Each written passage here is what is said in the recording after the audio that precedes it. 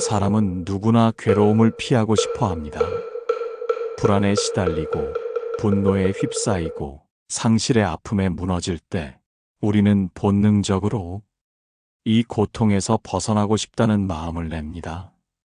그러나 부처님께서는 말씀하셨습니다. 괴로움을 외면하지 말고 괴로움을 알아차리라. 부처님께서 깨달음을 얻으신 직후 처음 설하신 법이 바로 사성제였습니다. 그 첫 번째 진리가 고성제, 즉 괴로움의 진리입니다. 부처님은 모든 존재가 괴로움을 안고 살아간다고 하셨습니다. 태어남이 괴로움이고, 늙음이 괴로움이며, 병듦이 괴로움이고, 죽음 또한 괴로움이라고 하셨습니다. 사람을 잃는 것도 괴로움이고, 사랑하는 사람과 헤어지는 것도 괴로움입니다. 원하지 않는 사람을 만나는 것도 괴로움이고, 원하는 것을 얻지 못하는 것도 괴로움입니다. 이처럼 괴로움은 인간의 삶에 깊이 스며 있습니다. 부처님은 이 사실을 부정하지 않으셨습니다. 오히려 괴로움의 존재를 인정하는 것이 해탈의 시작이라 말씀하셨습니다. 한 제자가 어느 날 부처님께 물었습니다. 세존이시여, 저는 삶이 괴롭습니다. 가족을 잃었고 친구를 잃었으며 제 마음이 늘 불안합니다. 이 괴로움은 언제 끝나겠습니까? 부처님께서 조용히 미소 지으며 대답하셨습니다. 그대여, 괴로움이 사라지는 길은 괴로움을 알아차리는 데서 시작된다. 이 말씀은 매우 단순하지만 깊은 가르침입니다. 우리는 괴로움을 피하려 하지만 피하려는 마음 자체가 괴로움을 더 키웁니다. 괴로움은 도망칠수록 따라오고 인정할수록 작아집니다. 부처님은 그것을 직면의 지혜라 하셨습니다. 마음이 괴로울 때 우리는 흔히 원인을 밖에서 찾습니다. 누군가의 말, 어떤 사건, 상처 준 관계에서 이유를 찾습니다.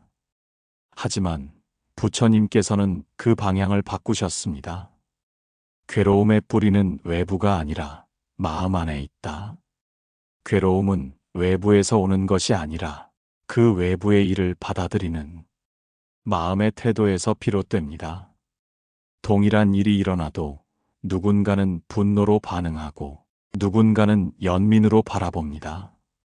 괴로움은 사건이 아니라 해석의 결과입니다. 부처님께서 깨달음을 얻기 전 수많은 고행을 하시며 육체의 고통을 경험하셨습니다. 그 고통 속에서도 깨달으신 것은 하나였습니다. 고통은 사라지는 것이 아니라 이해될 때 비로소 변한다. 부처님은 고통을 피하지 않았습니다. 그 고통을 하나하나 관찰하고 바라보고 그 안에서 마음의 작용을 꿰뚫으셨습니다. 그때 비로소 괴로움의 실체가 드러났습니다. 괴로움은 나라는 집착에서 생겨났습니다. 이건 내 것이다. 내 사람이다. 내 삶이다. 이 내 것이라는 생각이 깨질 때 괴로움은 힘을 잃습니다. 부처님은 또한 말씀하셨습니다. 불안은 붙잡음에서 생기고 분노는 저항에서 생기며 상실은 집착에서 생긴다.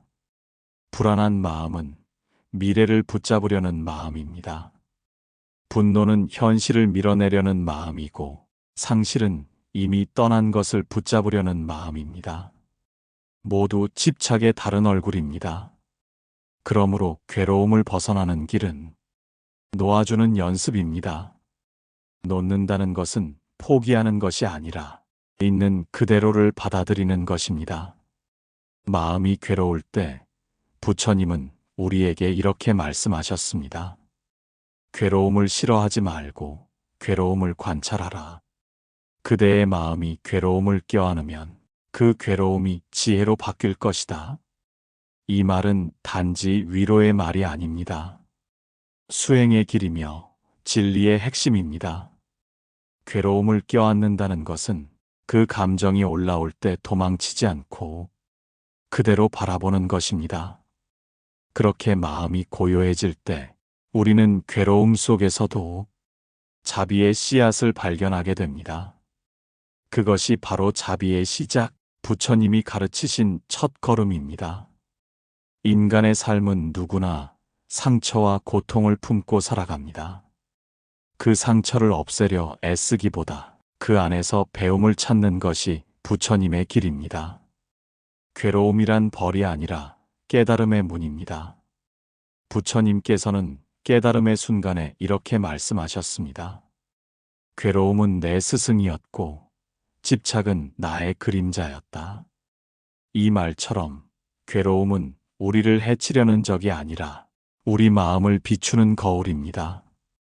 그 거울을 마주할 용기를 낼 때 비로소 괴로움은 스승이 되고 자비는 꽃 피웁니다.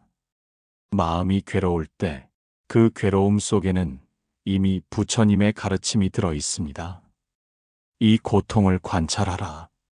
그대의 마음이 그 고통을 껴안을 때 지혜와 자비가 피어나리라.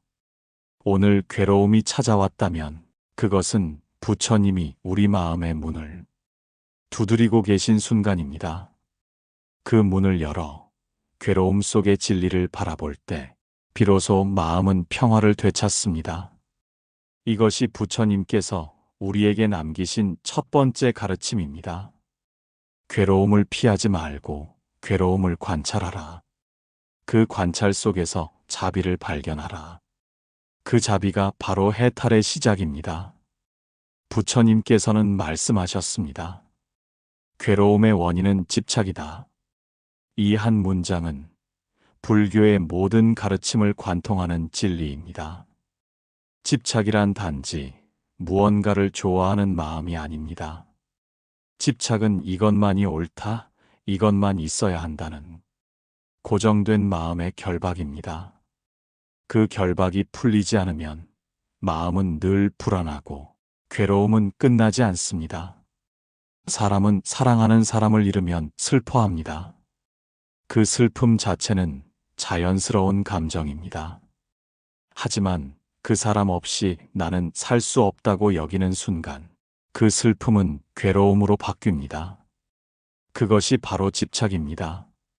부처님은 괴로움의 근원을 이렇게 설명하셨습니다. 탐욕에서 집착이 생기고 집착에서 괴로움이 생긴다. 탐욕은 원하는 대로 세상이 되어야 한다는 마음입니다. 그 마음은 늘 부족하고 불만족스럽습니다. 무엇인가를 얻고도 만족하지 못하고 잃으면 고통스러워하고 변하면 두려워합니다. 탐욕이 깊을수록 괴로움은 짙어지고 그 끝은 늘 불안으로 이어집니다. 한 제자가 부처님께 물었습니다. 세존이시여, 저는 원하는 것을 얻으면 잠시 행복하지만 곧 다시 불안해집니다. 왜 행복은 오래가지 않는 것입니까? 부처님께서 말씀하셨습니다. 그대는 행복을 붙잡으려 하였구나. 붙잡는 마음은 행복을 불안으로 바꾸느니라. 이 말은 인간의 근본적인 심리를 꿰뚫습니다. 행복을 주려는 순간 행복은 사라집니다. 행복은 소유가 아니라 흐름이기 때문입니다. 행복은 머무는 것이 아니라 흘러가는 것입니다. 부처님은 무상을 가르치셨습니다. 모든 것은 변합니다. 형태도, 관계도, 감정도, 심지어 나 자신도 변합니다. 이 변화를 받아들이지 못하는 마음이 바로 집착입니다. 집착은 두 가지 방향으로 나타납니다. 첫째, 탐하는 집착. 둘째, 밀어내는 집착입니다. 첫째, 탐하는 집착은 무언가를 얻고 싶어하는 끊임없는 욕망입니다. 더 많은 돈, 더 높은 지위, 더 큰 인정. 그 욕망은 처음엔 의욕처럼 보이지만 곧 결핍의 고통으로 바뀝니다. 둘째, 밀어내는 집착은 원하지 않는 것을 거부하려는 마음입니다. 싫은 사람, 불편한 상황, 고통스러운 감정을 밀어내려 할수록 그 마음이 나를 더욱 괴롭게 합니다. 이 두 가지 집착은 서로 다른 듯하지만 결국 하나의 뿌리에서 나옵니다. 모든 것은 내 뜻대로 되어야 한다는 자아 중심성입니다. 그 나라는 환상이 강할수록 괴로움은 깊어집니다. 부처님은 말씀하셨습니다. 나라고 여기는 마음이 사라질 때 괴로움은 사라진다. 이 말은 자신을 부정하라는 뜻이 아닙니다. 자신에게 집착하지 말라는 가르침입니다. 내 생각이 옳다. 내 감정이 전부다. 내 고통이 가장 크다는 마음이 커질수록 타인을 이해할 여유는 사라지고 마음은 좁아집니다. 집착은 마음을 가두는 감옥이고 자비는 그 감옥을 여는 열쇠입니다.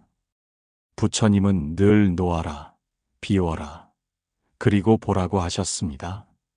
놓는다는 것은 버리는 것이 아니라 진실을 있는 그대로 보는 것입니다. 우리가 괴로울 때 사실 괴로움의 대상보다 이래야 한다는 고정관념이 우리를 더 괴롭힙니다. 예를 들어 사람들은 나를 좋아해야 한다. 가족은 내 뜻을 이해해야 한다. 인생은 내 계획대로 흘러야 한다. 이러한 생각이 깨질 때 우리는 아픔을 느낍니다. 하지만 그 아픔은 성장의 문턱입니다. 부처님께서는 그 문턱을 지혜의 문이라 부르셨습니다. 그 문을 넘기 위해서는 먼저 멈추어야 합니다. 멈추어 바라볼 때 비로소 집착의 실체가 드러납니다. 마음이 괴로울 때 부처님은 말씀하셨습니다. 그대의 괴로움은 그대의 손에 쥔 밧줄과 같다. 그대가 쥐고 있으니 손이 아픈 것이다. 그대가 그 밧줄을 놓으면 고통은 사라진다.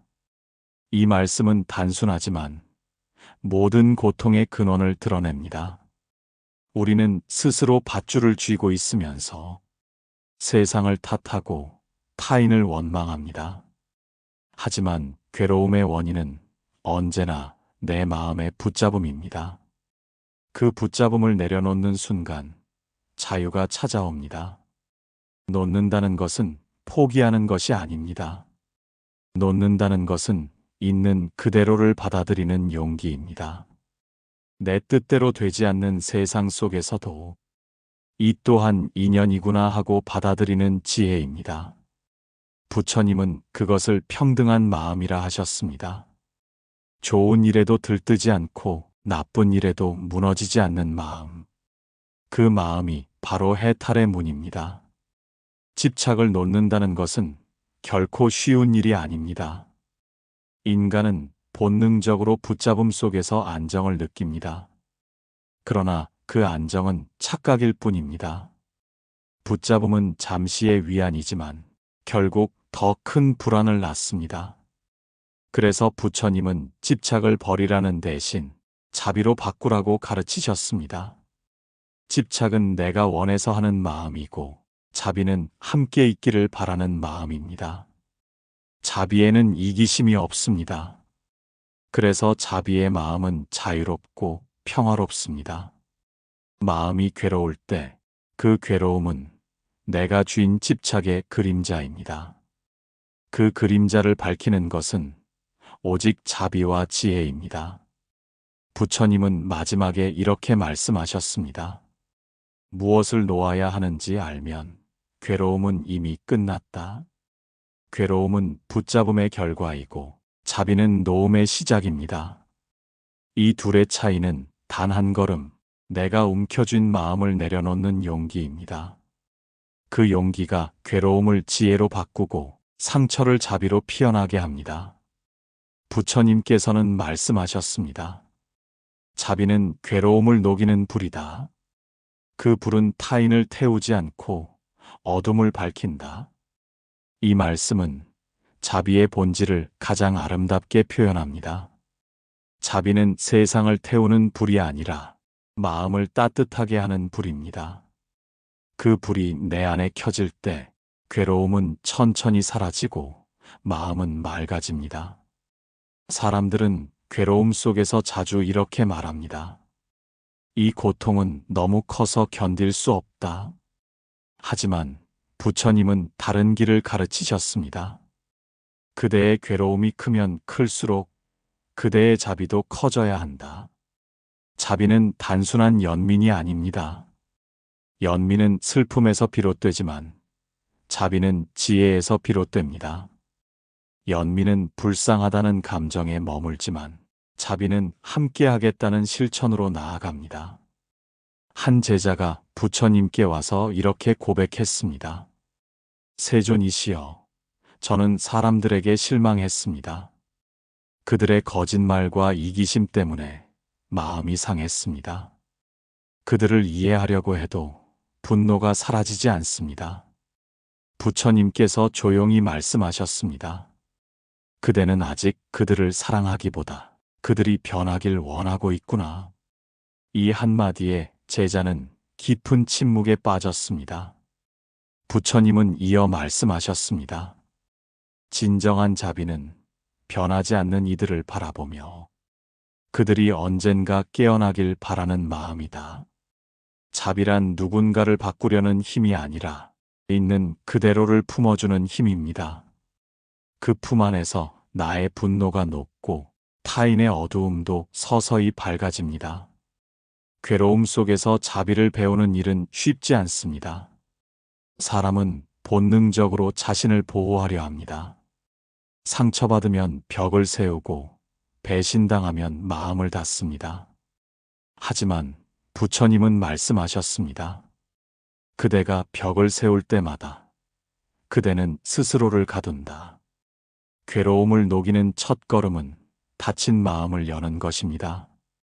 나를 괴롭게 한 이에게조차 그 또한 괴로워서 그랬을 것이다 하고 바라볼 때 내 안의 분노가 조금씩 풀립니다. 그 순간 자비가 싹트기 시작합니다. 자비는 3단계를 거쳐 자랍니다. 첫째, 자신을 향한 자비. 둘째, 타인을 향한 자비. 셋째, 세상을 향한 자비입니다. 첫째, 자신을 향한 자비. 부처님은 그대가 자신을 미워하면서 남을 사랑할 수는 없다고 하셨습니다. 우리는 종종 자신에게 너무 가혹합니다. 실수했을 때, 넘어졌을 때 스스로를 꾸짖습니다. 하지만 그 순간 부처님은 말씀하십니다. 그대여, 그대 또한 괴로움의 중생이니 자신을 어루만지라. 스스로를 용서하고 다독이는 마음이 자비의 첫 씨앗입니다. 둘째, 타인을 향한 자비. 이것은 단순히 친절한 행동이 아닙니다. 타인의 고통을 느끼고 그 고통이 나의 일처럼 여겨질 때 진정한 자비가 피어납니다. 부처님은 이를 동체대비라 하셨습니다.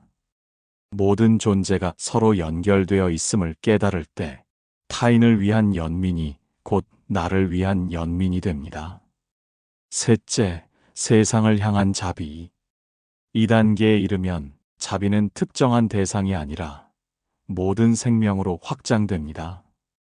벌레 한 마리, 꽃 한 송이, 바람 한 줄기에도 감사와 존중이 깃듭니다. 이 마음은 세상을 따뜻하게 하고 괴로움을 녹이는 불이 됩니다. 부처님은 늘 말씀하셨습니다. 그대의 마음이 부드러워지면 세상도 부드러워진다. 이 말은 수행의 방향을 보여줍니다. 세상을 바꾸려 하지 말고 내 마음을 자비로 바꾸면 세상이 달라집니다. 분노가 일어날 때 그 분노를 밀어내지 말고 그 안에서 고통받는 자신을 바라보십시오. 그 마음을 향해 이렇게 말해 보십시오. 그대도 괴로웠구나. 괜찮다. 이 한마디가 자비의 시작입니다. 괴로움 속에서도 자비를 배우는 사람은 고통을 피하지 않고 고통을 통해 성장합니다. 자비는 상처를 없애지 않지만 상처를 의미 있게 만듭니다. 상처를 통해 타인의 아픔을 이해할 수 있게 되고 그 이해가 나를 더 깊은 사람으로 만듭니다. 부처님은 말씀하셨습니다. 괴로움을 아는 이는 지혜롭고 괴로움을 품는 이는 자비롭다. 지혜는 고통을 이해하고 자비는 고통을 품습니다. 이 두 가지가 함께할 때 마음은 평화로워집니다. 한 수행자가 부처님께 여쭈었습니다. 세존이시여, 저는 자비를 배우고 싶습니다. 하지만 미운 사람이 너무 많습니다. 부처님께서 미소 지으며 말씀하셨습니다. 그대가 미워하는 그 사람이야말로 자비를 배우게 할 가장 큰 스승이다. 이 말씀은 자비 수행의 핵심입니다. 나를 괴롭히는 사람을 이해하는 순간 그 사람은 더 이상 적이 아니라 스승이 됩니다. 그를 통해 내 마음의 집착과 분노를 보게 되기 때문입니다. 자비의 마음은 멀리 있는 것이 아닙니다. 오늘 내가 내뱉는 말 한마디, 누군가를 대하는 눈빛 하나에도 자비가 깃들 수 있습니다. 그 작은 따뜻함이 인연을 맑게 하고 그 인연이 또 다른 복을 낳습니다. 부처님께서는 이렇게 말씀하셨습니다. 자비는 향기와 같아 바람이 거꾸로 불어도 자신을 향해 돌아온다. 즉, 자비는 주는 이에게 먼저 평화를 줍니다. 타인을 위로하는 마음이 결국 나를 치유합니다. 괴로움이 완전히 사라지는 날은 오지 않습니다. 하지만 자비를 배우는 사람에게 괴로움은 더 이상 적이 아닙니다. 그것은 마음을 연습시키는 도반이 됩니다. 괴로움이 올 때마다 그 순간이 자비의 수행이 됩니다. 부처님은 마지막에 이렇게 말씀하셨습니다. 자비는 괴로움을 없애는 것이 아니라 괴로움 속에서 꽃 피우는 것이다. 그 말처럼 자비는 어둠을 밀어내는 힘이 아니라 어둠 속에서도 빛을 잃지 않는 마음입니다. 그 빛이 마음 속에 켜질 때 괴로움은 사라지지 않아도 더 이상 괴롭지 않습니다. 이것이 부처님이 가르치신 자비의 길입니다. 그 길은 외로운 수행이 아니라 모든 생명과 함께 걸어가는 길입니다. 내가 자비로워질 때 세상은 조금씩 부드러워집니다. 그 부드러움 속에서 괴로움은 녹고 그 자리에 평화가 피어납니다. 자비가 괴로움을 녹이는 불이라면 지혜는 그 괴로움을 비추는 등불입니다. 자비가 따뜻하게 품는 힘이라면 지혜는 명확하게 보는 힘입니다. 부처님께서는 말씀하셨습니다. 지혜가 없는 자비는 맹목이요, 자비 없는 지혜는 차가움이다. 자비와 지혜, 이 두 가지는 불교 수행의 두 바퀴입니다. 둘 중 하나라도 어긋나면 수행은 균형을 잃습니다. 자비가 마음을 부드럽게 하고 지혜가 마음을 바르게 세웁니다. 세상은 언제나 변합니다. 사람의 마음도, 관계도, 생각도 끊임없이 흘러갑니다. 하지만 우리는 그 변화를 두려워합니다. 그래서 무언가에 집착하고 그 집착이 다시 괴로움을 낳습니다. 지혜란 바로 그 변화를 있는 그대로 보는 눈입니다. 부처님께서는 깨달음의 순간 이렇게 말씀하셨습니다. 모든 것은 변한다. 모든 것은 서로 연결되어 있다. 모든 것은 나라고 할 것이 없다. 이 세 가지 진리가 바로 무상, 연기, 무아의 가르침입니다. 그 진리를 마음 깊이 이해하면 우리는 더 이상 세상을 붙잡으려 하지 않습니다. 붙잡지 않기에 괴로움이 줄고 멈추어 보기 때문에 마음이 고요해집니다. 한 제자가 부처님께 물었습니다. 세존이시여, 마음이 너무 복잡합니다. 생각이 멈추지 않고 감정이 오르락내리락합니다. 이 마음을 어떻게 다스려야 합니까? 부처님은 조용히 대답하셨습니다. 그대는 마음을 다스리려 하지 말고 마음을 바라보라. 마음이 움직이는 것을 있는 그대로 보라. 그대가 바라보면 마음은 스스로 고요해진다.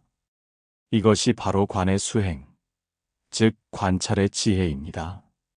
마음을 억누르거나 조절하려 하지 않고 그저 있는 그대로 지켜보는 것. 그것이 고요함의 시작입니다. 지혜의 길은 억지로 평정을 만드는 길이 아닙니다. 지혜는 평정을 흉내내지 않습니다. 지혜는 감정을 부정하지 않고 그 감정의 흐름을 있는 그대로 인식합니다. 불안이 일어나면 지금 내 안에 불안이 있구나. 분노가 올라오면 지금 분노가 올라오고 있구나. 이렇게 알아차리는 순간 감정과 나는 분리됩니다. 그 감정은 더 이상 나를 지배하지 못합니다. 부처님은 이 상태를 마음의 자유라 하셨습니다. 자유란 감정이 사라진 상태가 아니라 감정에 휘둘리지 않는 상태입니다. 지혜는 생각보다 조용한 곳에서 피어납니다. 부처님은 늘 고요한 숲, 맑은 새벽, 그리고 침묵의 순간 속에서 진리를 관하셨습니다. 그분은 말씀하셨습니다. 물결이 이는 강물은 하늘을 비추지 못하나 고요한 물은 하늘을 온전히 비춘다. 우리의 마음도 이와 같습니다. 분노와 불안으로 일렁이는 마음은 진리를 볼 수 없습니다. 그러나 고요한 마음은 세상의 이치를 꿰뚫어 봅니다. 지혜는 고요 속에서 비롯되지만 그 고요는 도망쳐서 얻어지는 것이 아닙니다. 삶 속의 번잡함, 감정의 소용돌이 한가운데서 멈추어 바라보는 순간 지혜가 깨어납니다. 부처님은 이를 선정이라 하셨습니다. 선정은 마음을 억누르는 것이 아니라 마음이 제자리를 찾게 하는 것입니다. 그 마음이 제자리를 찾을 때 우리는 더 이상 외부에 휘둘리지 않습니다. 누군가가 나를 비난해도 세상이 내 뜻대로 흘러가지 않아도 내 안의 평화는 흔들리지 않습니다. 부처님께서는 이렇게 말씀하셨습니다. 바람이 불어도 산은 움직이지 않는다. 그대의 마음도 그러해야 한다. 이 말씀은 수행의 방향을 보여줍니다. 마음이 산처럼 고요하고 단단해질 때 그 어떤 고통도 나를 흔들 수 없습니다. 그 고요 속에서 우리는 세상을 있는 그대로 봅니다. 지혜의 눈으로 세상을 바라보면 모든 일이 선악이나 이익의 문제가 아니라 원인과 결과의 흐름으로 보입니다. 이해가 생기면 미움은 사라집니다. 자비가 싹 트고 괴로움은 줄어듭니다. 예를 들어 누군가 나에게 상처를 주었을 때 그를 원망하는 대신 그도 괴로워서 그렇게 했구나 하고 바라볼 수 있다면 그 순간 이미 지혜가 작용하고 있는 것입니다. 지혜는 용서보다 깊고 연민보다 넓습니다. 지혜는 상대를 판단하지 않고 이해로 품습니다. 지혜는 단지 생각의 밝음이 아닙니다. 지혜는 보는 마음의 깊이입니다. 아는 것보다 더 중요한 것은 깨닫는 것입니다. 깨달음은 지식으로 배우는 것이 아니라 괴로움을 통과하며 체험으로 얻어지는 것입니다. 부처님은 깨달음의 길을 걸으며 스스로에게 수없이 물으셨습니다. 이 마음은 어디서 왔는가? 무엇이 이 마음을 괴롭게 하는가? 그 깊은 관찰 끝에 부처님은 깨달으셨습니다. 괴로움은 외부에서 오지 않는다. 괴로움은 나라는 생각에서 생겨난다. 그 생각이 사라질 때 고요함이 찾아온다. 지혜는 바람처럼 조용하지만 그 영향은 산보다 크고 바다보다 깊습니다.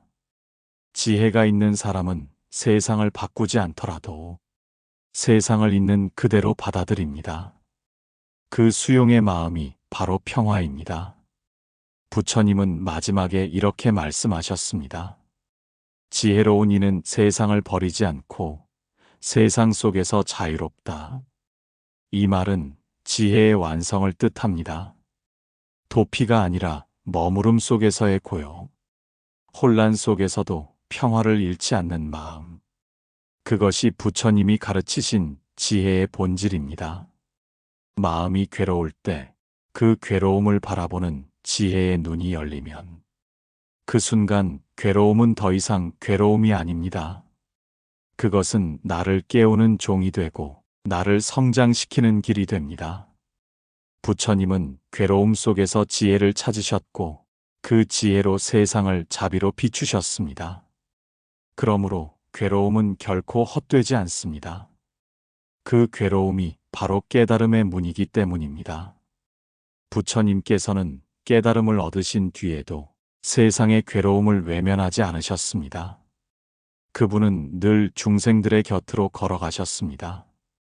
누군가의 눈물 속에서도, 누군가의 분노 속에서도 그분은 늘 말없이 함께 하셨습니다. 그 이유는 분명했습니다. 괴로움이 사라지는 길은 도망이 아니라 이해이고, 평화로 가는 길은 깨달음이 아니라 실천이기 때문입니다. 부처님은 평화를 얻는 길을 4단계로 설명하셨습니다. 첫째, 괴로움을 인정하라. 둘째, 괴로움의 원인을 알아차리라. 셋째, 괴로움을 멈추는 길을 보라. 넷째, 그 길을 실천하라. 이 4가지는 부처님이 설하신 사성제의 전체 구조입니다. 괴로움고, 그 원인집, 그 멸한멸, 그 길도. 이 중 마지막 도가 바로 실천의 해탈, 즉 평화로 가는 길입니다. 부처님은 그 길을 팔정도라 부르셨습니다. 바른 견해, 바른 생각, 바른 말, 바른 행동, 바른 삶, 바른 노력, 바른 마음 챙김, 바른 집중. 이 8가지 길은 괴로움을 놓는 실제적인 방법입니다. 첫째, 바른 견해. 세상을 있는 그대로 보는 눈입니다. 좋고 나쁨, 옳고 그름을 넘어. 이것은 인연으로 생기고 인연으로 사라진다. 그 흐름을 이해할 때 마음은 더 이상 흔들리지 않습니다. 둘째, 바른 생각. 자비롭고 해롭지 않은 생각입니다. 나만 옳다는 마음을 내려놓고 모든 생명이 함께 행복하기를 바라는 마음을 기르는 것. 그것이 자비의 생각입니다. 셋째, 바른 말. 진실되고 부드러운 말, 그리고 남을 이롭게 하는 말입니다. 말은 인연을 만들고 인연은 복을 만듭니다. 부처님은 거친 말은 화살과 같고 따뜻한 말은 향기와 같다고 하셨습니다. 넷째, 바른 행동. 자비에 어긋나지 않는 행동입니다. 남의 고통 위에 자신의 이익을 세우지 않고 작은 선행에도 진심을 담는 것. 그것이 불교에서 말하는 참된 행입니다. 다섯째, 바른 삶. 세상을 해치지 않고 살아가는 삶입니다. 탐욕과 경쟁 대신 감사와 절제를 바탕으로 하는 삶. 부처님은 삶의 바름이 마음의 평화를 부른다고 하셨습니다. 여섯째, 바른 노력. 악한 마음이 일어나지 않게 하고 일어난 악을 멈추며 선한 마음이 자라나게 하고 일어난 선을 지키는 것. 이 4가지 노력이 수행의 기본입니다. 일곱째, 바른 마음 챙김. 지금 이 순간 내 마음이 어디에 머물러 있는지를 알아차리는 힘입니다. 부처님은 지금 이 순간 깨어 있으면 과거의 괴로움도 미래의 불안도 사라진다고 하셨습니다. 여덟째, 바른 집중. 흐트러진 마음을 한 곳으로 모으는 것입니다. 이 집중은 억지로 붙잡는 것이 아니라 마음이 고요히 머무는 상태를 말합니다. 그 순간 마음은 고요하고 맑은 호수처럼 잔잔해집니다. 팔정도의 길은 단지 수행자의 길이 아닙니다. 평범한 일상 속에서도 누구나 실천할 수 있는 길입니다. 출근길의 짧은 인사, 가족에게 건네는 따뜻한 말, 나 자신을 향한 작은 이해. 이 모든 것이 팔정도의 실천이 됩니다. 부처님은 말씀하셨습니다. 해탈은 특별한 곳에 있지 않다. 그대의 한 생각, 한 말, 한 행동 속에 있다. 괴로움을 넘어 평화로 가는 길은 결국 마음의 방향을 바꾸는 일입니다. 밖으로 향하던 시선을 안으로 돌리고 타인을 탓하던 마음을 자신을 돌아보는 마음으로 바꾸는 것. 그 변화가 시작될 때 삶 전체가 변하기 시작합니다. 평화는 고요한 절벽 끝이 아니라 삶의 한가운데서 피어나는 연꽃입니다. 진흙 속에서 피어나지만 그 향은 맑습니다. 괴로움 속에서도 피어나지만 그 빛은 부드럽습니다. 한 수행자가 부처님께 여쭈었습니다. 세존이시여, 저는 수행을 오래 했지만 여전히 불안합니다. 부처님은 미소를 지으며 물으셨습니다. 그대는 수행을 평화를 얻기 위해 하는가? 수행자가 고개를 끄덕이자 부처님이 말씀하셨습니다. 그대는 평화를 목표로 하였구나. 그러나 평화는 목표가 아니라 그 길 위의 발자국이니라. 평화는 도착지가 아닙니다. 매 순간 깨어있는 마음이 바로 평화입니다. 지금 이 호흡, 지금 이 발걸음, 지금 이 마음이 고요하다면 그곳이 바로 평화의 자리입니다. 부처님은 괴로움을 두려워하지 않으셨습니다. 그분은 괴로움 속에서 진리를 보셨고 그 진리 속에서 자비를 피우셨습니다. 그래서 부처님은 세상에 남기셨습니다. 괴로움은 사라지지 않지만 괴로워하지 않을 수 있다. 이 말은 수행의 완성입니다. 괴로움이 사라지기를 바라지 않고 괴로움 속에서도 평화로이 머무는 마음. 그 마음이 바로 해탈입니다. 평화로운 사람은 세상을 피하지 않습니다. 그는 세상 속에서 세상을 초월합니다. 분주한 도시의 소음 속에서도 마음은 잔잔하고 혼란한 세상 속에서도 마음은 고요합니다. 그 고요는 외부의 침묵이 아니라 내면의 지혜에서 오는 고요입니다. 부처님은 말씀하셨습니다. 세상이 요동쳐도 고요한 마음은 바람이 일지 않는다. 이 마음이 바로 진정한 평화의 마음입니다. 괴로움을 넘어 평화로 가는 길은 먼 산길이 아닙니다. 그 길은 지금 이 자리, 내 마음 속에서 이미 시작되고 있습니다. 오늘 내가 한 번 더 참을 수 있다면, 오늘 내가 한 번 더 감사할 수 있다면 그 순간이 바로 평화로 가는 수행입니다. 부처님은 우리에게 말없이 속삭이십니다. 그대의 괴로움이 평화의 씨앗이다. 그대의 상처가 깨달음의 문이다. 부처님께서 깨달음을 얻으신 그날 새벽 보리수 아래에서 가장 먼저 하신 일은 세상의 괴로움을 바라보는 일이었습니다. 그분은 세상의 아픔을 외면하지 않았습니다. 오히려 그 괴로움을 품고 눈물을 흘리셨습니다. 왜냐하면 부처님의 깨달음은 괴로움을 없애는 지식이 아니라 괴로움을 품는 사랑이었기 때문입니다. 우리는 흔히 괴로움을 제거해야 평화가 온다고 생각합니다. 그러나 부처님은 정반대의 말씀을 하셨습니다. 괴로움은 사라져야 할 적이 아니라 깨달음을 일깨우는 스승이다. 괴로움은 마음을 시험하는 돌덩이처럼 보이지만 그 돌을 품는 순간 그것은 보석으로 변합니다. 그 보석이 바로 자비입니다. 부처님께서는 제자들에게 이렇게 말씀하셨습니다. 그대들이 괴로움을 완전히 없애려 하지 말라. 그 괴로움 속에서 배움을 얻어라. 그 배움이 곧 자비요. 그 자비가 곧 해탈이다. 이 말은 단순한 위로가 아닙니다. 삶의 본질을 꿰뚫는 통찰입니다. 괴로움이 없으면 자비도 피어나지 않습니다. 누구도 상처받지 않았다면 누구도 진심으로 위로할 수 없습니다. 그래서 부처님은 세상의 고통을 피하지 않고 그 고통 속으로 스스로 들어가셨습니다. 그분의 자비는 고통을 넘어선 사랑이 아니라 고통을 품은 사랑이었습니다. 한 제자가 물었습니다. 세존이시여, 자비로운 마음으로 세상을 본다는 것은 무엇입니까?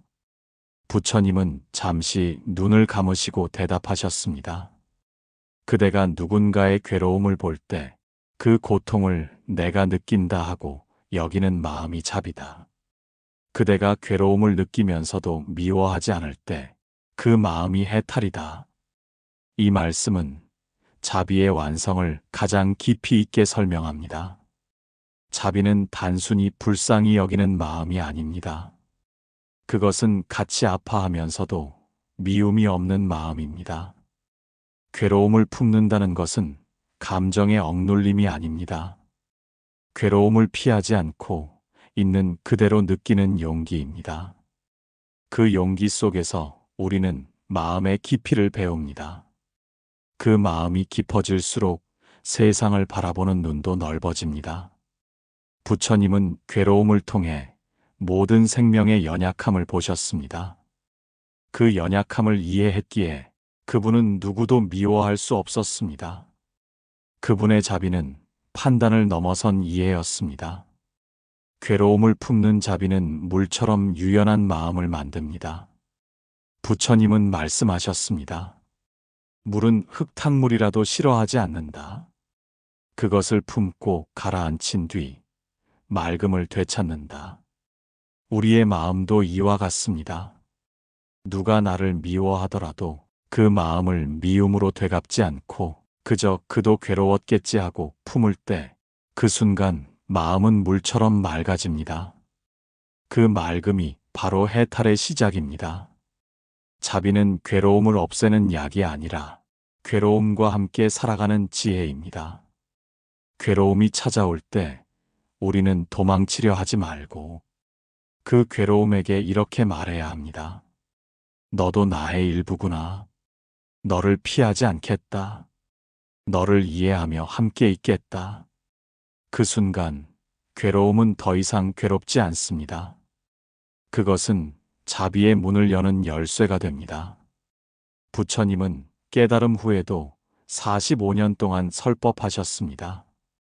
그 긴 세월 동안 단 한 번도 괴로움이 사라질 것이다라고 말씀하신 적이 없습니다.